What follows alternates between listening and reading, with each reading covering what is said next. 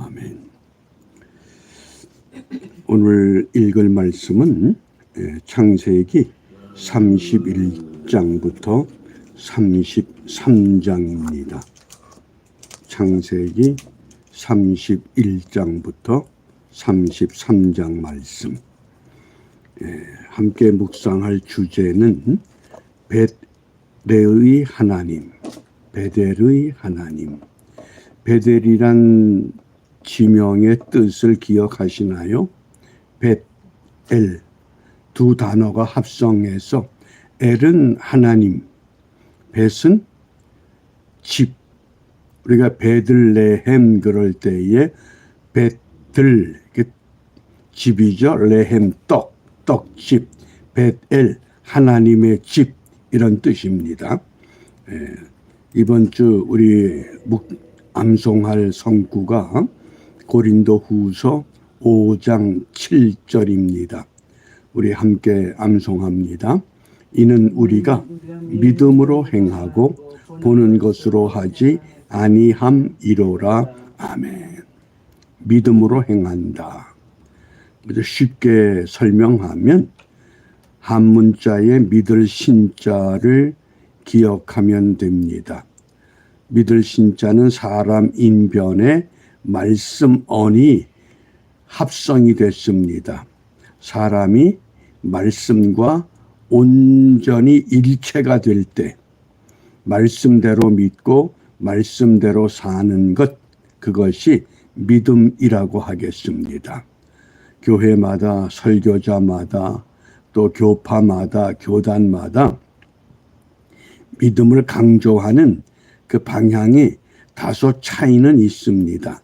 그러나 믿음의 본질은 말씀과 연합된 상태, 말씀대로 믿고 말씀대로 살아가는 것, 이것을 기억해 주시고, 이제 오늘 묵상의 주제가 있는 창세기 31장 13절입니다.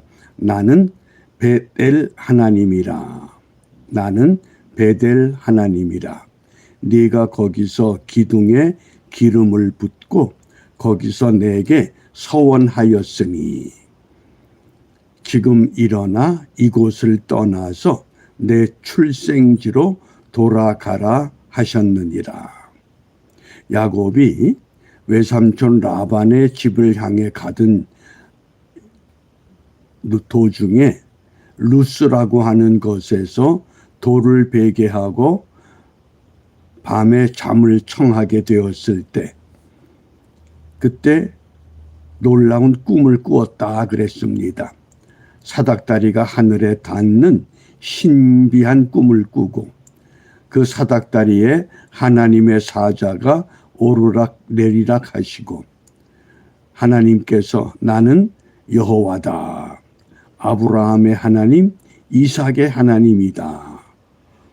그러면서 야곱이 여호와 하나님을 만나는 놀라운 장소, 그래서 그곳을 야곱은 루스가 아니라 벳엘, 하나님의 집이구나. 하나님이 여기 계시구나. 어떻습니까? 내가 루스 같은 곳에 살고 있었는데 어느 날 하나님을 만나 뵙고, 아, 여기가 베델이구나. 여기가 천국이구나.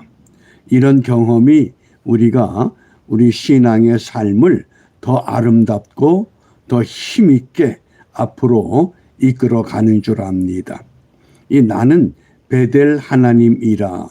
히브리 성경에서 아노키 하엘 벳엘 이렇게 소개가 됩니다. 이 용어를 잠깐 설명을 드리면, 아노키 하엘 벳엘, 아노키라고 하는 것은 인칭 대명사, 나는, 그런 뜻입니다. 아노키. 그런데 이 엘에 정관사 하가 붙었습니다. 아노키 하엘. 그냥 하나님이 아니라 그 하나님. 어떤 하나님일까요? 외삼촌 라반의 집을 향해 가다가 루스라고 하는 곳에서 신령한 꿈을 꾸었던 그때 만났던 하나님, 그래서 하엘 그랬습니다. 그 하나님. 그리고 벳엘, 그것이 루스가 아니라 베델이다. 그러니까 문법적으로 정확히 번역을 하면 나는 베델의 그 하나님이다.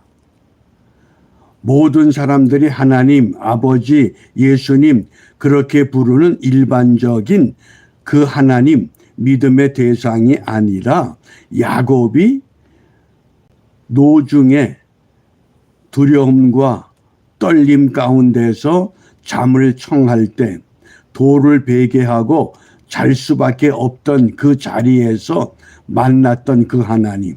나는 베델의 그 하나님이다.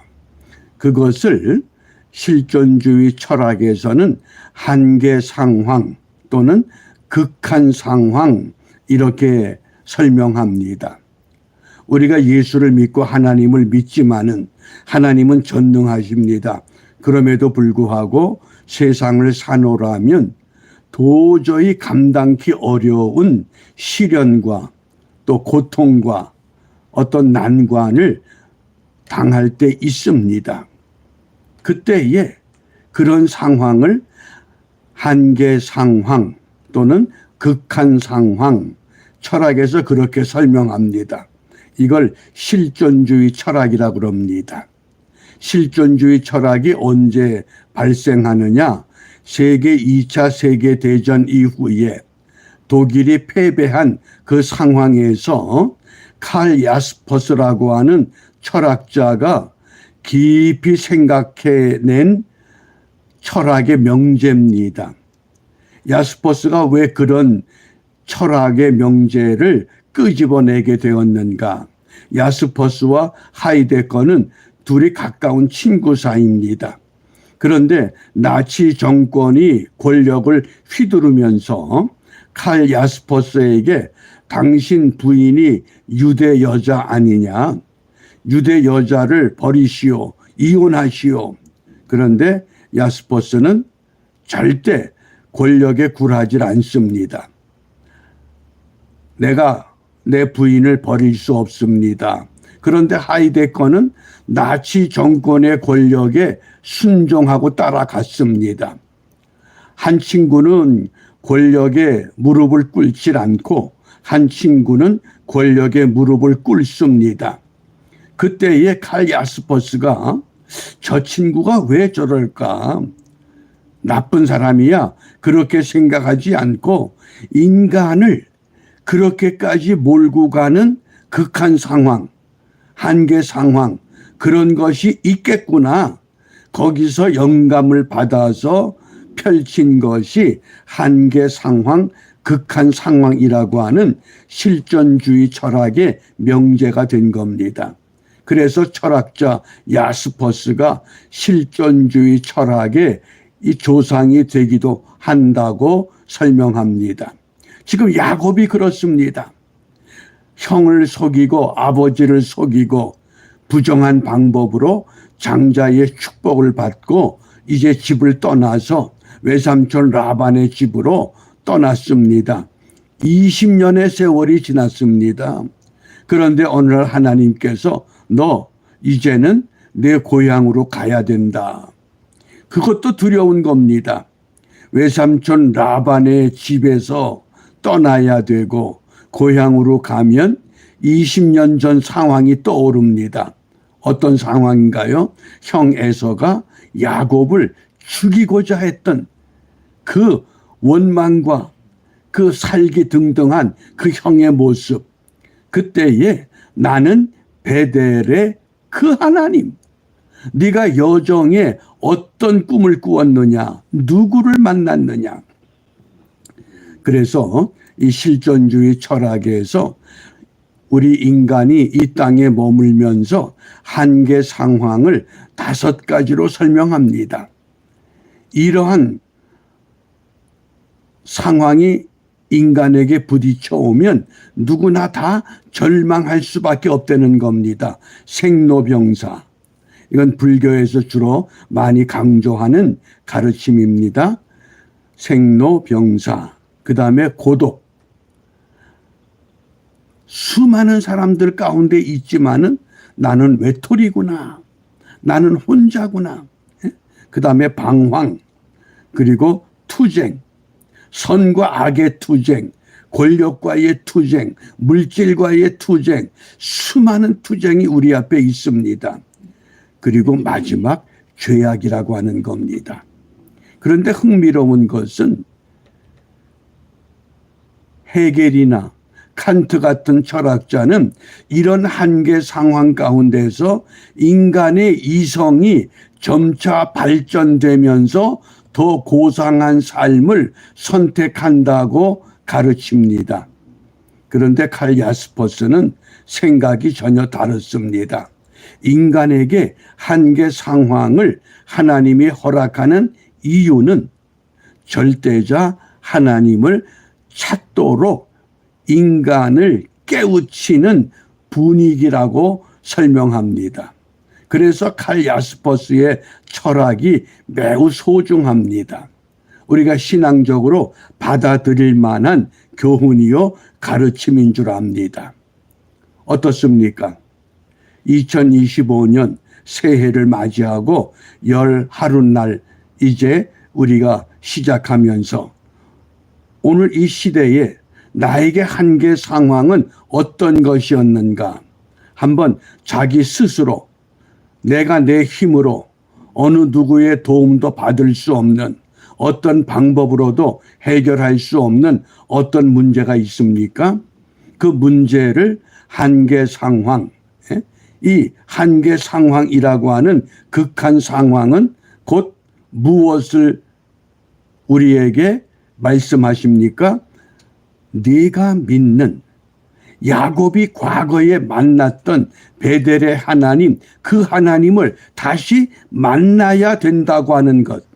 어떻습니까? 내가 지금 하나님을 꼭 만나야 되는데 그 하나님 예전에 내가 어떻게 만났었던가, 그때의 그 믿음, 그때의 그 은혜, 이것을 되새기면서 다시 한번 그 하나님을 만나야 합니다. 그런 경험이 없었다고 하면 이번 기회에 전능하신 엘샤다이 되시는 하나님을 만나야만 합니다. 그것이 우리 인간에게 닥쳐온 한계 상황이요 극한 상황이라고 하는 겁니다. 그러니까 야곱이 어떤 고백을 했습니까? 창세기 28장 16절 17절입니다. 야곱이 잠이 깨어 가로되, 육신의 잠에서만 깨어난 것이 아니라 신앙의 영적인 잠도 깨어났습니다.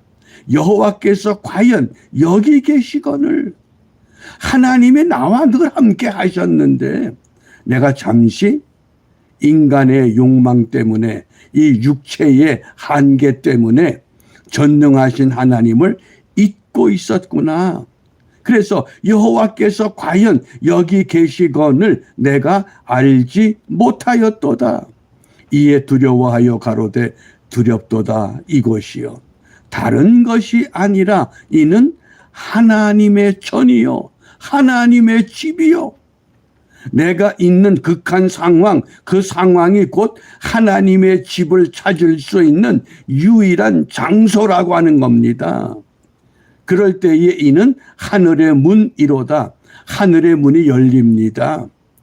세상에서 해결하지 못한 것, 어느 누구도 나를 도와주지 못하는 이 고통과 아픔과 외로움과 이 비통함을 어디에서 해결합니까? 하늘의 문이 열린다는 겁니다. 이런 은혜를 간구하며 이런 은혜가 반드시 나를 위해서 예비되어 있다고 하는 것을 오늘 야곱을 통해서 우리에게 말씀하십니다. 그러므로 믿음의 선진들이 먼저 경험했던 그 상황, 그 환경, 그 하나님, 오늘 나에게도 동일한 방법으로, 동일한 은혜로, 동일한 말씀으로 하나님의 임재하심을 우리가 함께 누리기 위해서 이 아침에 무엇을 기도하느냐?